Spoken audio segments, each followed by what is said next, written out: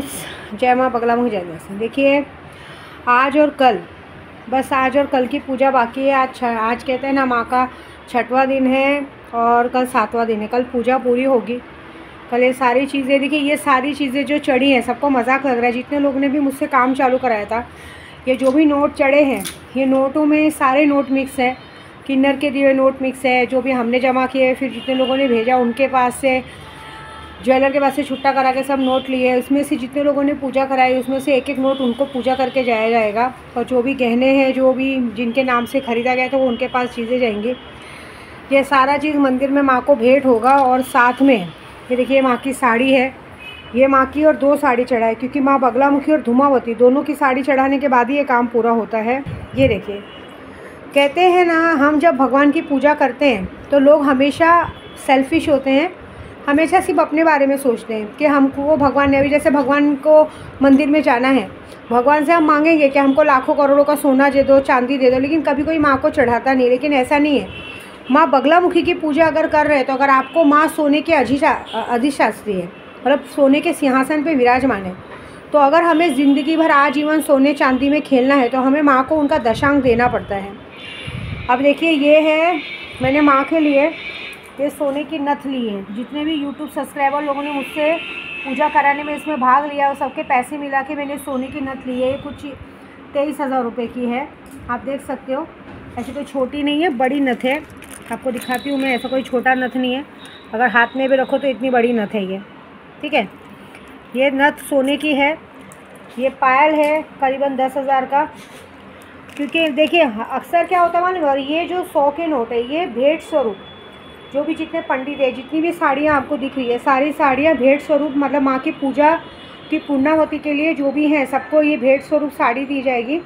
और इसमें से 100-100 रुपये के नोट दिए जाएंगे। ये माँ को चढ़ेगा। ये लाल साड़ी, ये श्रृंगार जाएगा माँ को तारापीठ में। तारापीठ में ये श्रृंगार जाएगा।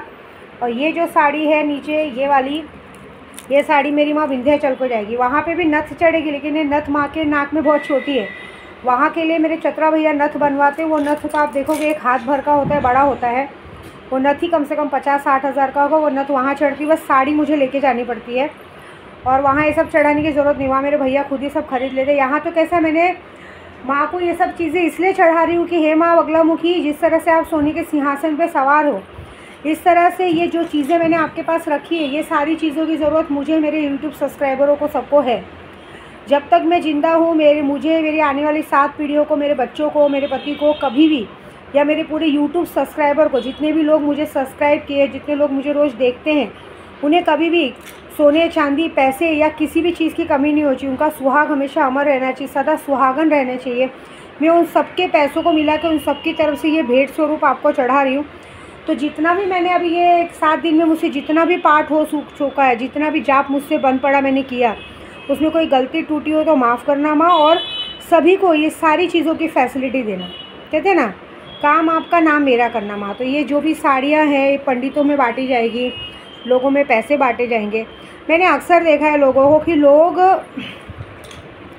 सामान तो, लोग पूजा तो कर लेते, लेकिन जब चढ़ाने का मामला आता है ना, तो कभी भी कोई भगवान को, जैसे कोई कहते हैं ना कि भगवान को थोड़ा सा सोना चढ़ा दो, थोड़ा सा चांदी चढ़ा दो, तो लोग क्या करते हैं मालूम है, सोने के नाम पे जाएंगे, छोटा सा 1 ग्राम का सोना और चांदी चढ़ा देंगे। क्योंकि उनके लिए भगवान सिर्फ नाम के लिए, भगवान को दिल से मानना मतलब भगवान को पहनाना नहीं है। अब ये सामान जो माँ के मंदिर में जाएगा, मंदिर में भी मैं पंडित को भेंट करती हूँ, मैं झूठ नहीं बोलूँगी। जो भी वहाँ पंडित रहता है वो पंडित को भेंट किया जाता है। उन्हें मैं कहती हूँ कि माँ को चढ़ा के आप ले लेना, क्योंकि माँ को चढ़ाने में वो दान पेटी में चला जाता है, तो ट्रस्ट में चला जाता है, वो सब लूट देते हैं। बल्कि जब ये मैं माँ को टच करके पंडित जी को दे देती हूँ, तो पंडित जी के घर में शादी होगी, उनकी बीवी है, उनकी बीवी को चला जाएगा, उनकी बेटी है, बेटियों की शादी में काम आ जाता है। ऐसा तो सारी चीज़ों से उससे आशीर्वाद बहुत अच्छा मिलता है। मैंने देखा है कि मुझे साल भर में माता रानी के हिसाब से कभी गहने, किसी चीज़ की कमी नहीं रहती।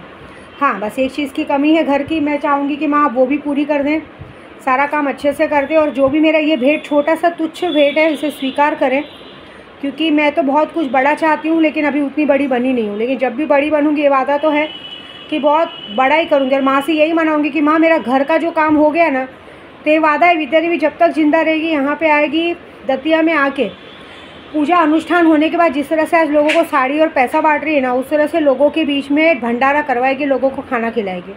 ये तो मैं जयंती में आके हर साल करूँगी। ये मैं इसलिए नहीं बना रही हूँ कि मैं दिखा रही हूँ कि मैं चढ़ा रही हूँ, ये मैं इसलिए बता रही हूँ कि ये आप सब लोगों ने जो मुझे पैसे भेजे हैं, जो आप लोगों ने मुझसे पूजा कराई है, वो आप लोगों को ये प्रूफ है कि भाई आपके पैसे वेस्ट नहीं हुए। आपके पैसों की चीज़ों को लेके मैं माँ को आप सबकी तरफ से चढ़ा रही हूँ। क्योंकि अगर मैं किसी को कहूँगी कि अपना दशांग में से सोना चांदी चढ़ाओ तो कोई चढ़ाएगा नहीं, बल्कि क्या करते मालूम, जैसे भगवान को खाना टच करके खुद खा लेते ना, वैसे भगवान को चांदी सोना टच करके खुद पहन लेते। वैसे नहीं होना चाहिए। दान मतलब आपको अगर माता रानी 1 लाख रुपया दे रही है तो आपको उसका दशांग 10,000 माँ को दान करना ही करना है। तभी आपकी पुण्यवती होती, तभी आपको चीज़ों का फल प्राप्त होता है। नहीं तो आप एक बात याद रखिए, आप कितनी भी पूजा कर लीजिए, कुछ भी कर लीजिए, लेकिन अगर आपने उस तरह का दान नहीं किया माँ को, तो जिस तरह से माँ को देना आता है वैसे लेना भी आता है। इसीलिए तो भगवान सबको तोल के सामान देते हैं, जिनको देखते हैं। अब जैसे कोई इच्छा से आप कितने भी बड़े बन जाओ, मैंने देखा कितने भी बड़े बड़े पंडित बन जाए, लेकिन वो भगवान के सामने 100 रुपये भी चढ़ाने के लिए कंजूसी करते हैं।